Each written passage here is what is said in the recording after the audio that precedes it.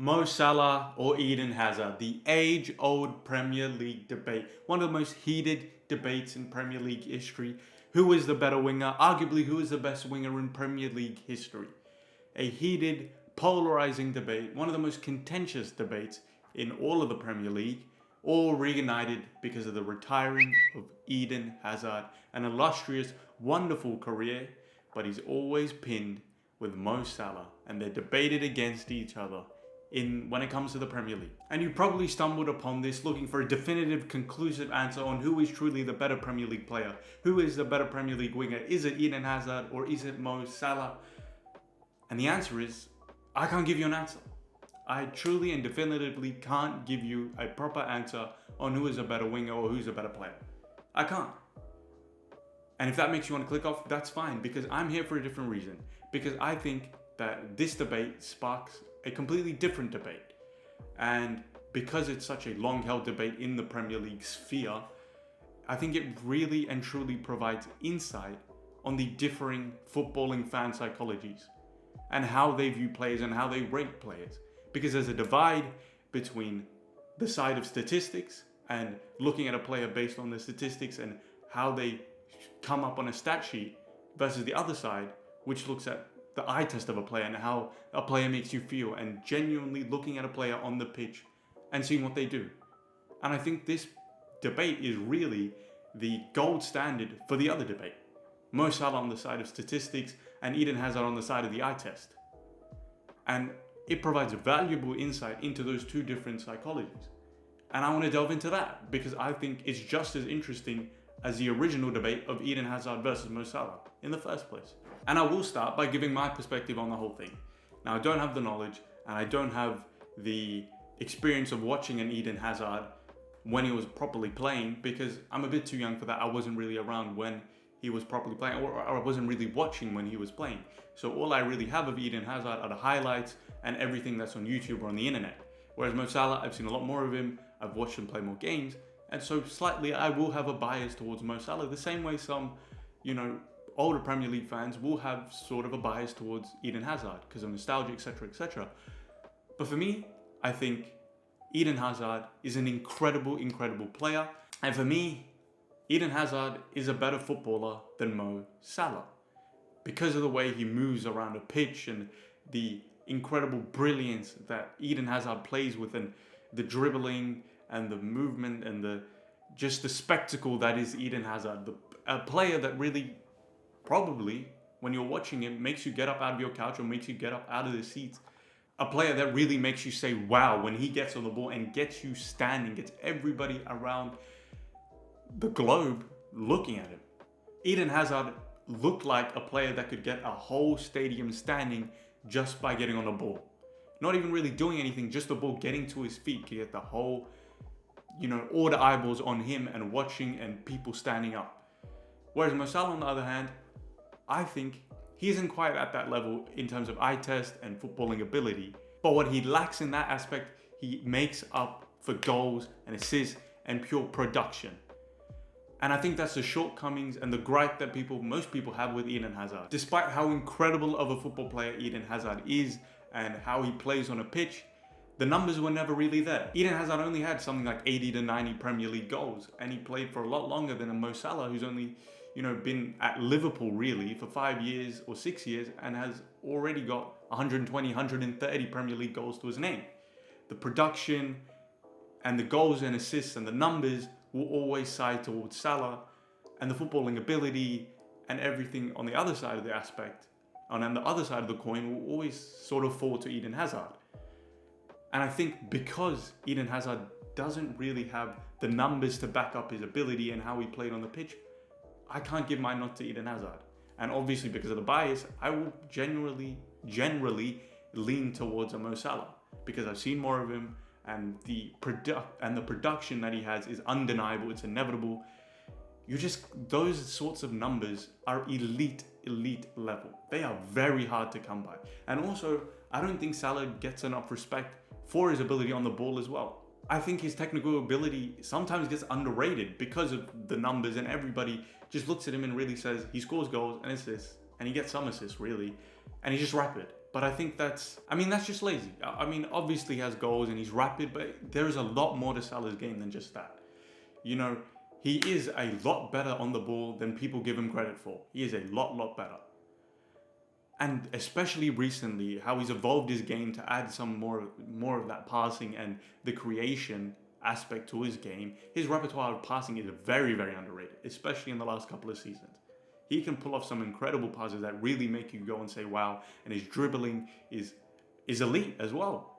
Obviously, it's nowhere near the standards of, well, nowhere near, but it's not near the standards of Eden Hazard, who is at a upper echelon of dribblers and plays technical ability on the ball. He's obviously not near there, but he is very good and probably some of the best of the rest. So yeah, I think Eden Hazard's shortcomings in terms of the statistics side of the board, despite all his, incredible talents on the ball, in fact, whereas, Mo Salah and his shortcomings with the technical aspect of football and just the footballing ability, and where he makes up for the statistics, the goals, and the production, and just being absolutely elite and being on a pitch every single week, I think I have to side with Salah.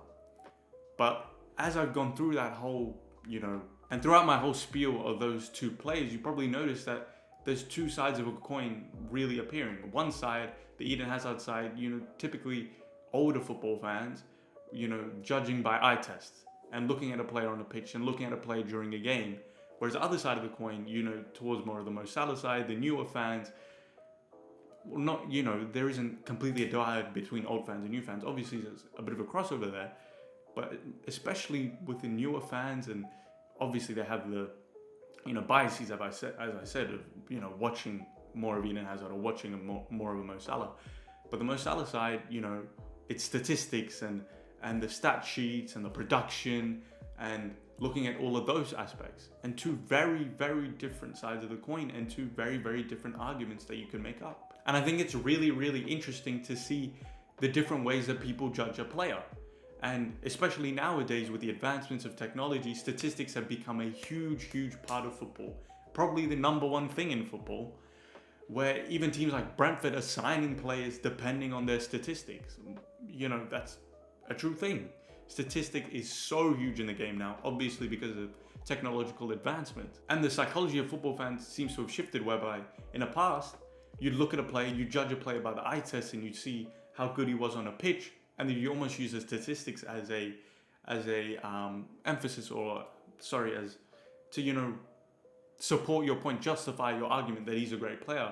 Whereas nowadays it's almost flipped, where you look at the statistics of a player and judge him by that and say he's a good player. And then you almost use his game and how he plays on the actual pitch, and you're using your eyes and you use that as a justification. And it's almost flipped in a way. Some of the older fans will always judge by the eye test first. Whereas now you've got all these new fans who are very big into statistics. They don't have the attention span to actually watch a full game. And they, look at a sofa score, they look at a football rating, and they look at the stats of a player first. And then, they might look at a highlights or a Twitter comp of a player, and then use that to justify their argument. And for me, that's a really interesting part about this Eden Hazard Mo Salah debate. I'm quite on the newer side, and statistics are a huge thing, but I don't really lean into it as much.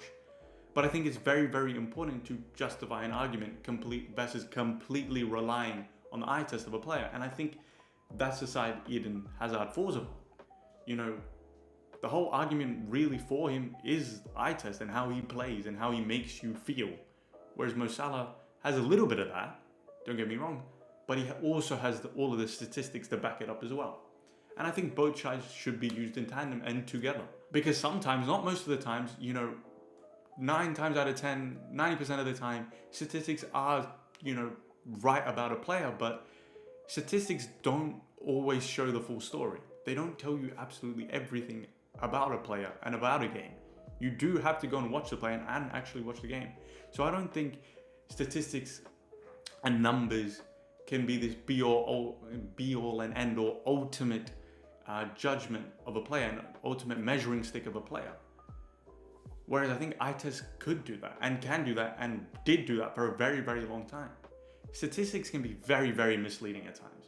You can look at a sofa score rating and you can watch a game and it can tell you two completely different things. And one thing statistics can't do at all, is statistics can never quantify how a player makes you feel when you're watching a game. And that's the Eden Hazard side. And that's why, nostalgia for all some of these older fans and that's why they lean towards an Eden Hazard, because they always remember the way a player makes them feel or made them feel. And that will always last longer than looking at a page of statistics or a page of numbers or a number of the goals and assists and chances created, etc., etc., etc. How the player made you feel will always last longer in your brain as well. And that's probably why some people lean towards an Eden Hazard, and then some of the newer generation who don't really watch the game as much look at the statistics, look at the goals, look at the assists, etc., and lean towards a Mo Salah.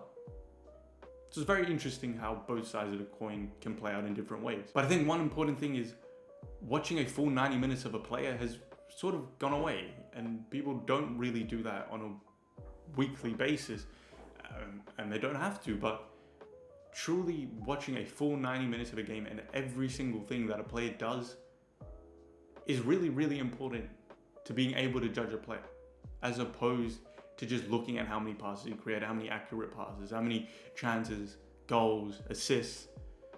Watching a player and watching what he does and how he does it and how it makes you feel, it's sort of gone away from that. And I think it should start to come back towards the middle, where we use a little bit of both.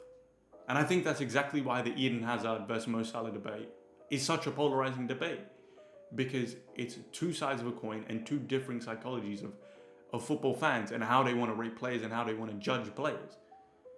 And this debate will probably never end unless, Mo Salah goes on to win a couple other Premier Leagues and adds more and more goals and assists. But even then, a lot of people will still look back at Eden Hazard and they'll just rely on their memories and they'll rely on how Eden Hazard made them feel.